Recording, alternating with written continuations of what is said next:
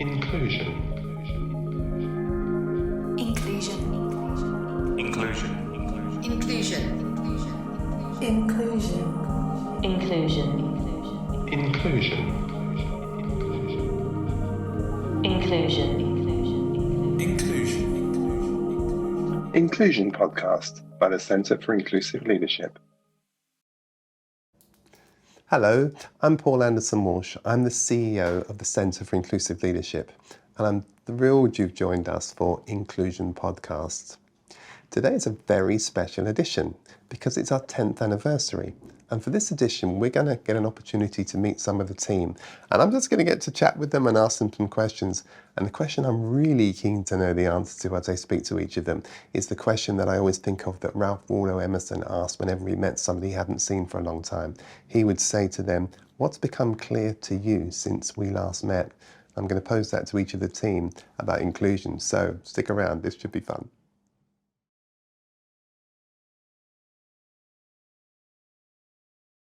Well, it's lovely to have Emma and Tamara for us to be sitting down having a chat for once and not doing anything else. So how lovely to do that. Do you know what? I was keen to ask you a couple of questions actually since I've got you both here. One of the questions I was keen to ask was, what brought you here?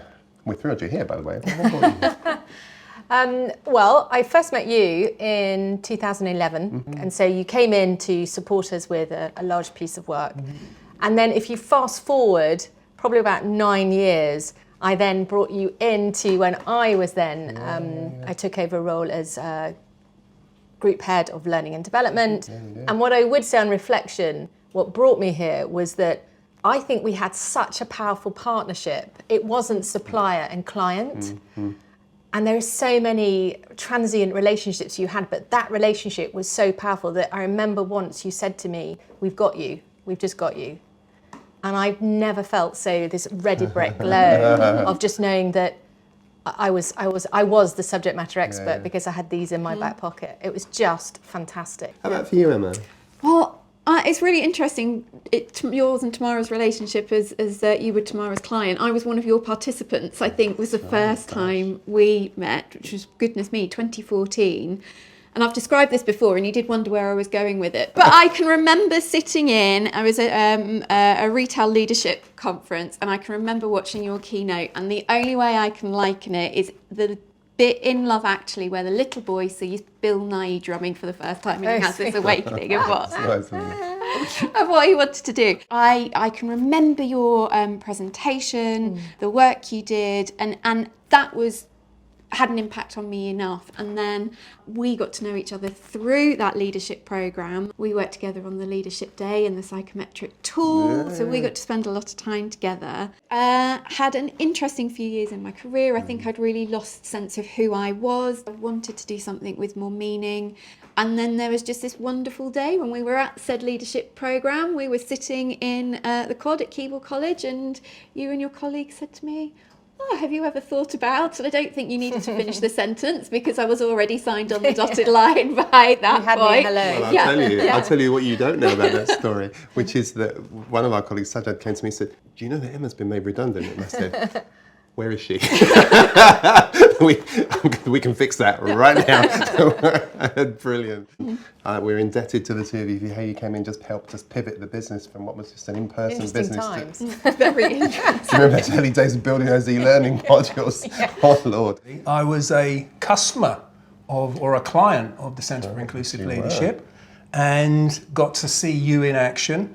And I thought, I've got some interesting ideas. I'll have a chat with Paul. And one thing led to another, and here I am at the Centre, doing what you've just said I'm doing. Doing brilliant, Yeah, so that was it. So, I'm thinking of the old Victor Kiam commercial. I loved the product so much, I decided to buy the company. So no, I liked the offering, and I thought it's a good place to go and have a conversation and see if I could contribute to it. Oh, fantastic. And you come from the financial services sector originally, right? That's right, yeah. I've worked at, it's coming up for 36 years in the city, Bloomberg, MSCI, Morgan Stanley, and most recently where we met, the London Stock Exchange Group. Well, we certainly think it was a good decision, and we're thrilled that you made it and really excited. We'll talk some more about what we're going to do later for next year in a minute, but delighted that you're with us. Now, Nastasia, of course, you are our digital marketing manager. And by the way, can I say we're thrilled you are, because what an absolutely transformative job you've done of all of our social media work. And I think of the branding stuff, Trevor, I mean, goodness, the work she's doing. Landing with you. page, the assets, Absolutely very good. unbelievable. Yeah. It's amazing, seriously. But tell us about how you came to be with us. Thank you, Paul. Actually, I met Paul Rio before. We got a lot of Pauls in the business, so they all have to be Yes, a called lot. different things, yeah. And he asked me to do some freelancers at the beginning of this year. And then I started to do some researches to understand about inclusion, diversity, equity. And then I found out something really interesting, that I was not feeling really included at my last workplace. And then I thought, wow, I need to do some changes. And at the same time, the work that we did together went so well that he invited me to join the center. So I'm so happy to be here. Well, we're so pleased you are. I tell you, Paul rang. I mean, he's building a fantastic team in Rio, but he rang and said to me, there's one thing we've got to do. We need to hire Nastasia, and we need her full time, and we need her now. Can you please make that work? And I went, please. And I'm glad we listened and made that work. So it's fantastic. I'm so happy to hear it. Oh, no, really, you're a joy.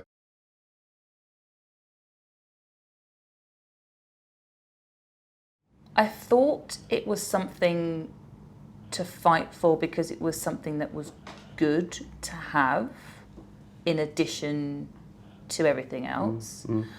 But now I feel that you have to fight for it because it's essential. It's not an addition, it is core to everything because it speaks to how a person feels and thinks about themselves.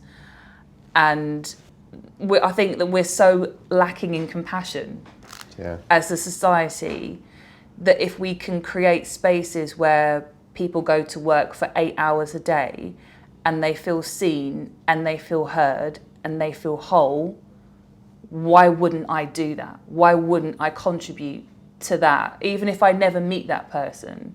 But just knowing that I've had a conversation with someone that is responsible for a group of people and their lives are changed because of that.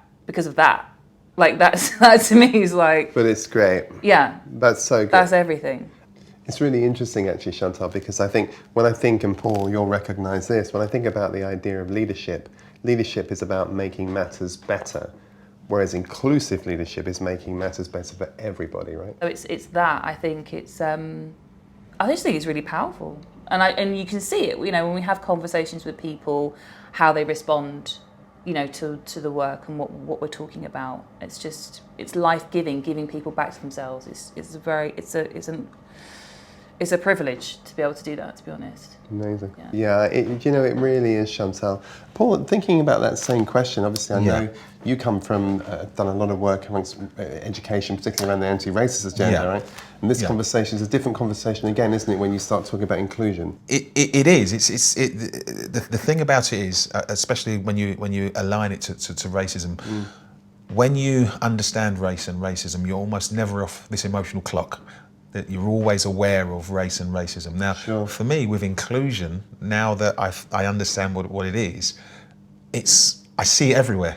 I understand it more, and for me, it's about being able to, I suppose, to cut a long story short, if everyone had a bit of inclusion in their lives, just imagine everyone being on the clock and being aware of inclusive behaviours and practices, and I think that's the driver in what I would like to do, is to be able to share it with everyone so that everyone understands it, so that everyone's aware of this aspect of inclusion and what it does, so that everyone's on the clock, so everyone sees it. And one of the things we talk about is everyone managing their own inclusion. If we could get to that point, that would be fantastic, because what would happen is everyone from a very early age would embrace this safety, you know, this trust in this belonging, all of these things that make us, you know, able to really thrive. It's great stuff, isn't it? And when you think about it, maybe one of the things that we should be representing when we think about our work is, imagine living in a world where no one feels excluded. Exactly right. No, Know something. it's the truth. I mean, when you asked me about this inclusion question, I thought about myself growing up, and what I experienced a lot was exclusion, was being the only, was being the other, which is why I look at this aspect of inclusion, and it just makes me want to work so much harder to make sure that no one does feel the way I felt, because I know what it felt like. It's interesting, a colleague of ours, Paul Mortimer, offered me this some time ago now, in that once you actually embrace the language of inclusion, you see it everywhere. And it really is. Once you understand diversity is not inclusion, inclusion is an emotion, suddenly you see it in everything, every interconnected space, and that's what's become clear to me, which is truly great. So that is wonderful. Jax, how about for you? What's become clear to you? For me, the interlink, the way inclusion and belonging interlink, for me, I didn't realise that I didn't feel like I actually belonged anywhere before coming into this world of inclusion. And so for me, that was the biggest piece, is that I feel like I can be my full, authentic self in this world. That's fantastic. Jan? So for me, what's become really clear is about the power of inclusion and just how much it contributes much wider than I had thought in the first place. There's contribution to well-being, as well as our attitude and our performance. And I understand what inclusion is, and I can also articulate it, which is something I couldn't do before. This is amazing, isn't it? It's amazing. And it's such a master key, isn't it? Because no matter what organisations are struggling with, if it's to do with people, it's an inclusion conversation, Absolutely. Absolutely. You see it everywhere, as Terry said. Absolutely fantastic. I think the most important thing was when I was doing those researches, I found out that we have such a different a different approach to things, because we believe that diversity is not inclusion. And I think this makes the whole difference. And I think it's absolutely will be my answer. It's so interesting, isn't it? Because it seems like such an innocuous thing to say. Diversity is like inclusion. You go, yeah. But actually you need to stop and go, hold on a minute, what did you just say? Because so many people use those words interchangeably, don't they? But the reality is, what we've seen is that people have thought that if they are diverse, they'll be inclusive. But that's not true, right? What we know is that if you plant the seed of inclusion, then you'll bear the fruit of diversity. But that is a real secret. So I'm fascinated that's the big thing you've taken away. Absolutely. Key, really key. Trevor, let me come to you and ask you. Obviously, you were around this because you were working in the space with, particularly with black professionals, right? So you were kind of already in the conversation. But what's become clear to you about inclusion? Well, I suppose the journey that I've made over 36 years has shown me that I can be a black individual working in the city, but I'm not necessarily an inclusive one. I think that's the key thing. I've realised by being around the centre and listening to what you portray to clients that inclusion is the starting point. If you don't have inclusion, if people don't feel that they belong, that's the most important thing, then you're not going to be able to retain that diverse talent. So inclusion first, and if you do that well, if we do our job well, then we'll be able to attract and retain a diverse workforce. So yeah, inclusion is important. And that's why another reason why I'm here, the inclusion journey with the centre. Amazing, amazing. Well, again, you're enriching that for us, and we thank you. It's the key to everything. We talk a lot about feeling before we fix, and I certainly felt that before I started working with you and the team. But I think over the last couple of years, we've seen the impact it has on our clients. For sure. We've seen the impact when it isn't present, and actually, if we can come from a place of inclusion and a place of love and support and nourishment, that's everything. The key to everything. Tamara? I absolutely believe that inclusion unlocks the power of diversity, and I never, ever thought about that. They were just words. And from my background, diversity was a nice to have. Nobody ever really spoke about the critical need that inclusion played in diversity, because without inclusion in diversity, you just have this revolving door of talent. And that was the job I was in, was just farming talent that just was transient because there was no inclusion behind it. I see clearly, and I think clearly, and I never did that. For all of these decades of working, I never had this clarity, because now I understand, and I'm like, they've all got it wrong. How do we bang this drum? How do we do it? How do we bang the drum big enough? This place, the people, feeling valued, feeling just, it's home, but it's a really safe home. And I don't think in any of the organisations I've worked in I've felt that.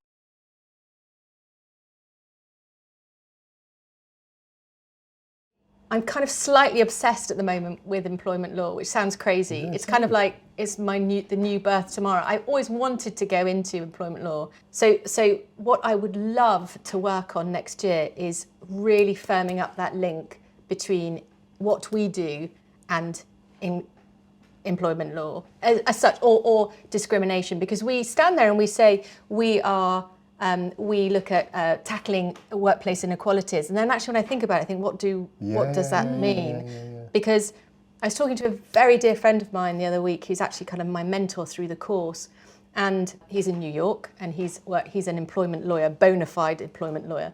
And he said that 65% of the cases that he's put through in 2021 were all down to discrimination and people feeling treatment, poor treatment through poor behaviour of their managers.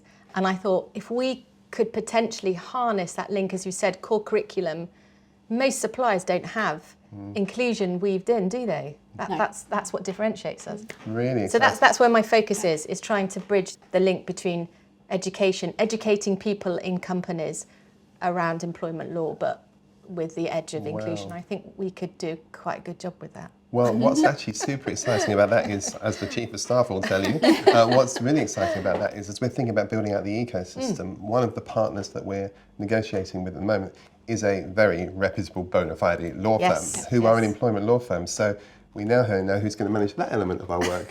We might do. So, Chief of Staff, what's on your mind?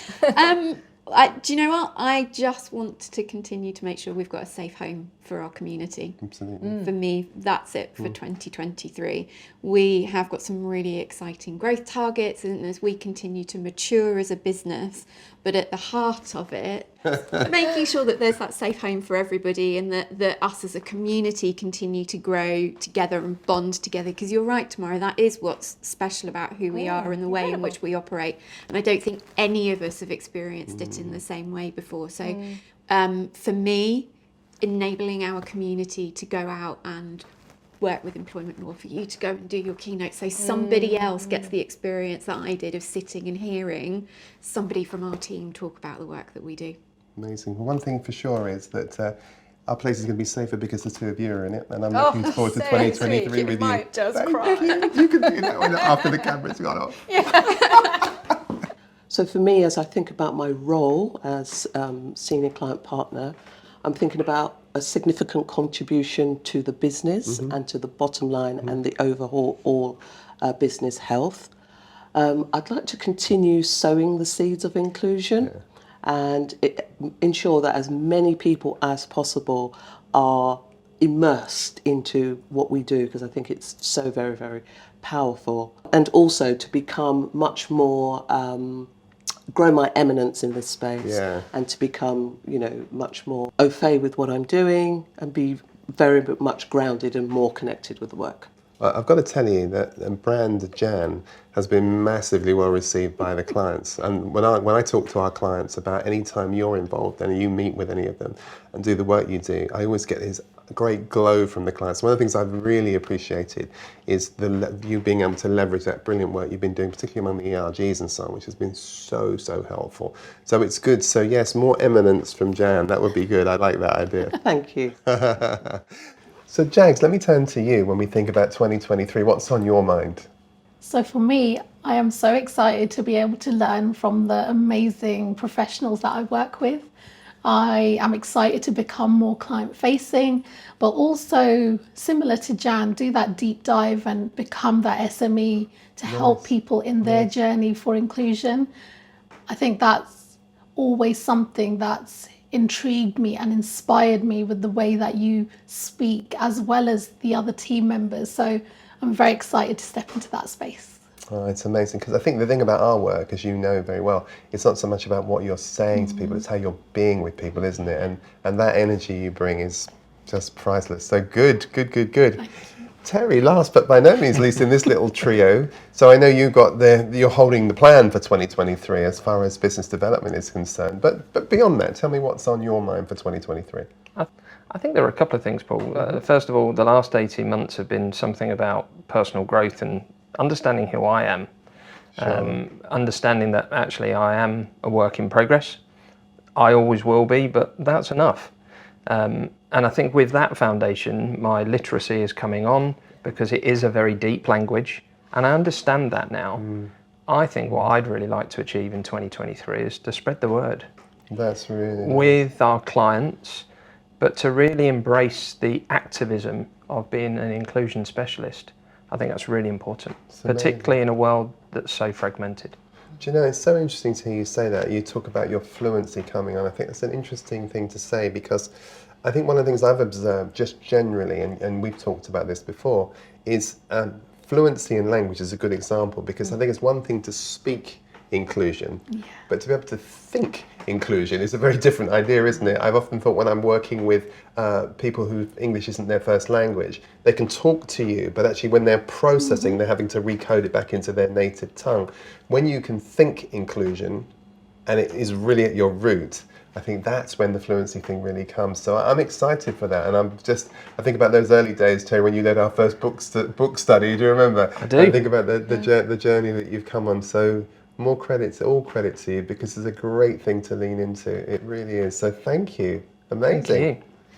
So I guess, Paul, for 2023, my priority is to get the Inclusionomics company out there, raise the awareness, get our existing customers and new customers aware of what Inclusionomics actually is, and get them to engage and use the product, such that by the end of 2023 we can look back and say we've built a portfolio of customers who are now, or have now, a much clearer picture of what they are in terms of inclusion, and they're working on a journey to improving it.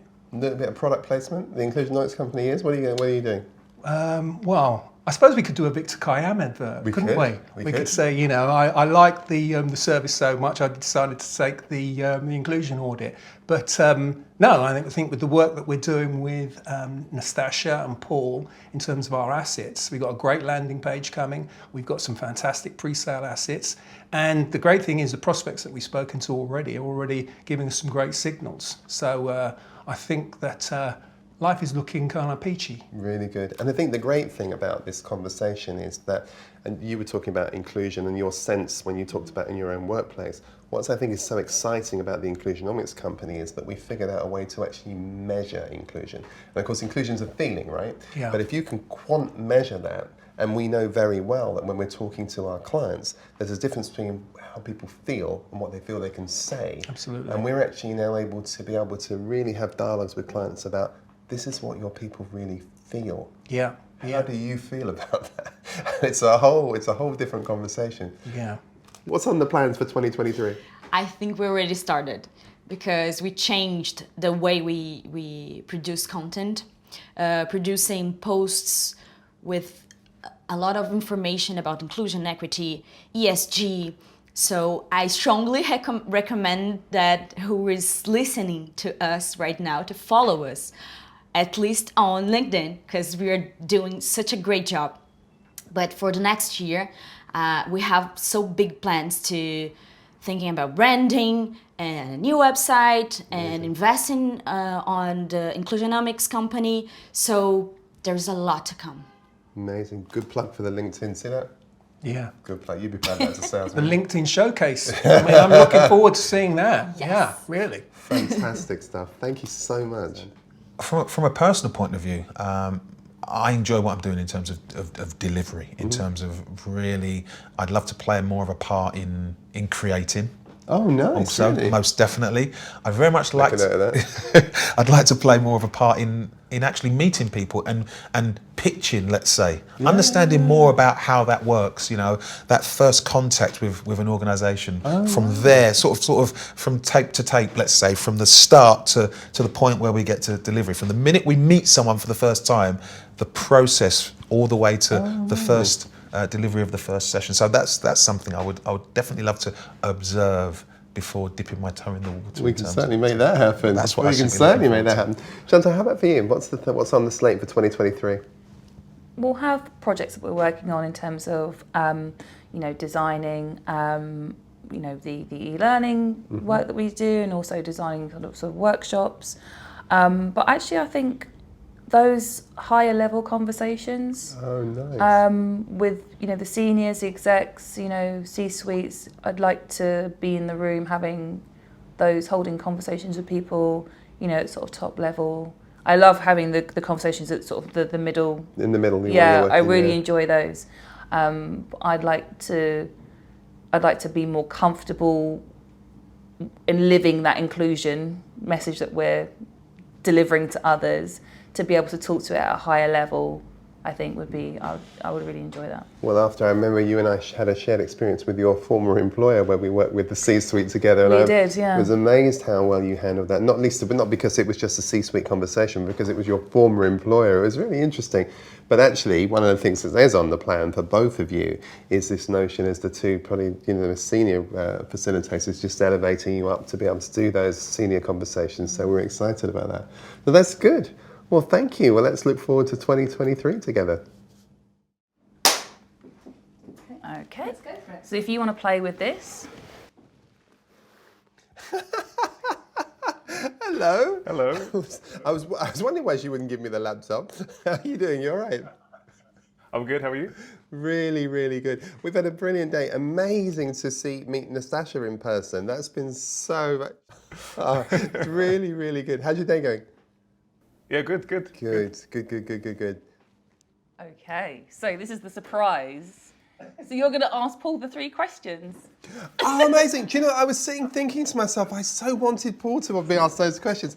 So, good. Right, Master Walsh. So, look, Paul, we've been having a conversation all day today about 3 things, really. And great to introduce you. So, Paul is, of course, our head of brand and our head of marketing. So, it's fantastic to talk to you. Paul, we obviously know what you do, but tell us a little bit about how you came to be or why you're at the centre. Yeah, I think for me, it's just really the opportunity to do good. So that, I really believe in the purpose of the organisation, and that's to end inequality in the workplace. And for me, having faced that throughout my life, and I know people that have been in the same situation. For me, it's really something to be a part of that and to help others in the situation that I've been in was kind of too big of an opportunity to turn down. So when the option was there, when it became available to me to do that, I grabbed it with both hands because it's something that I want to be a part of, and I really love the work that we do. It's great stuff, it's really rewarding, and also it's really cool to work with families. So be able to see, working with my dad and working with my sister is amazing to see their brilliance up front. And the work that they do is inspiring. Well, do you know, it's funny because no one's really talked about that today, but it is just something, isn't it? I think about that when we were talking yesterday. Jan was talking about how she gets to see something her daughter had done, and she was so proud of her. And I said, Jan, that's the thing for me. I get to see that every day. I look around and I see what Paul is doing with the work he's doing in Brazil. I see what Chantel's doing. I see Francesca now starting to deliver. So it really is, it's amazing. So it's a thrill from my point of view to know that we've started a business that my children have embraced and have taken on. And I see the way that you've reinvented how we present our propositions to our clients. I see the way that Chantel has rethought how we have our conversations, and I think, oh my goodness, this is really legacy stuff. So I'm so excited. Paul, one of the questions I was been asking today was about the great question that Ralph Waldo Emerson asked people, and I think it's such a lovely question. Emerson would say when he'd met someone he hadn't seen for a long time, he would say, "What's become clear to you since we last met?" And so my question to you is, what's become clear to you about inclusion since you began? I think for me, it's how crucial it is to performance. And I think it's, inclusion is the key to everything, really. And I think this, not many companies understand the difference between diversity and inclusion. And I think that is a big thing when you see that moment when it lands. And when a person gets it, you're like, oh my God, yeah, it's so simple. Why didn't I see that before? Yeah. And I think that moment when that happens, it's and that, for me as well, that was something that I kind of got it, but didn't get it as much as I do now.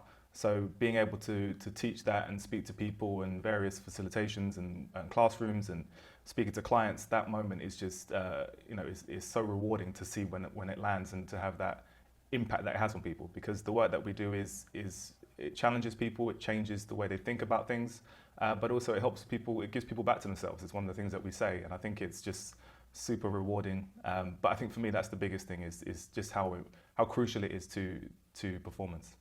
Yeah, it's powerful, isn't it? And to the performance point, when that proverbial penny does drop, I mean, it is just incredible, isn't it? Because the idea of recognizing that extraordinary things happen when people feel included. And that's just the reality, isn't it? They suddenly open up their discretionary effort, all their cognitive abilities, all of their volunteerism just comes flooding out in the way that happens in the reverse when people feel excluded. So yeah, I think that's such a great link. And so many clients, I think, still think this is a CSR conversation, but when you can also make it clear that it's actually a P&L conversation, I think that's powerful. But Paul, to point us a little bit, if you wouldn't mind, to 2023. I've been wondering about the plans and thoughts that each of the team has for the future. What's on your slate for 2023? I think for us in the brand department in marketing, I think the main thing for us is to be the reference in this conversation. So when you think about diversity and inclusion, we are the voice of this discussion. So I believe we're already there, but I think we just need to show that because we should be the place where someone's talking about DE&I, they say, okay, what's the centre saying about this? Let's go and have a look to see what they say about it. And we should be the thought leaders, we should be the voice of this conversation. But also I think it's just spreading the message far and wide. I think we're doing a great job of the work that we've got so far with our clients in the UK and outside the UK as well, but I think there's room for us to grow even further and go further, wider and deeper with our clients. So really just trying to spread that message as far as we can and build and grow and develop the business as much as we can in 2023. Amazing. And you're going to be leading the charge in the Americas as well, from what I understand. Exactly, yeah. And every time I speak to somebody, I mean, being based in Brazil, every time I talk to somebody about the work that I do, the first thing they say is, yeah, we need that here. We definitely need that work here. So I think the potential is massive in South America, especially in Brazil.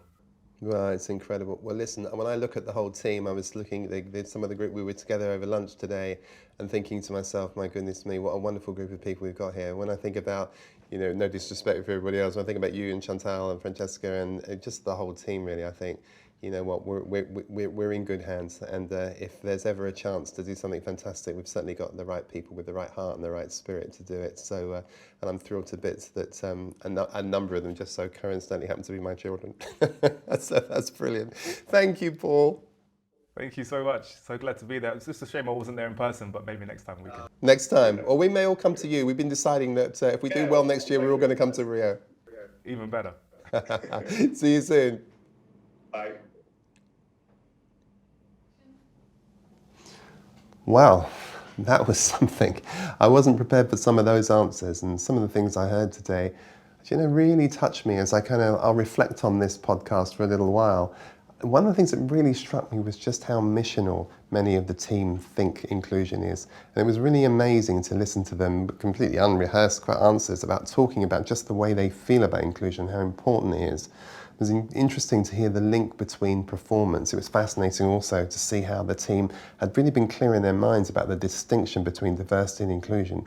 But the thing that really knits them together, and for me, really holds the conversation together, is how much they appreciate each other and how much they appreciate being with each other and that whole sense of community, but also this sense that there's something missional about the work we're doing.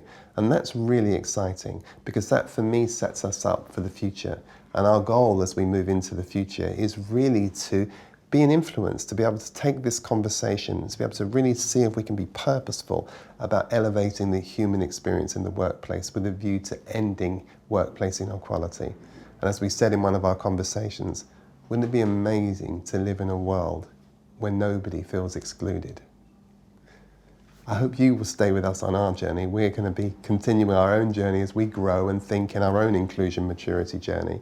And it's been an absolute privilege to work with some of you, so many of you, as you've begun to work on yours. And together, maybe we can get to a place where we can collectively come together and say, because of what we did together, we made the world a little bit more inclusive.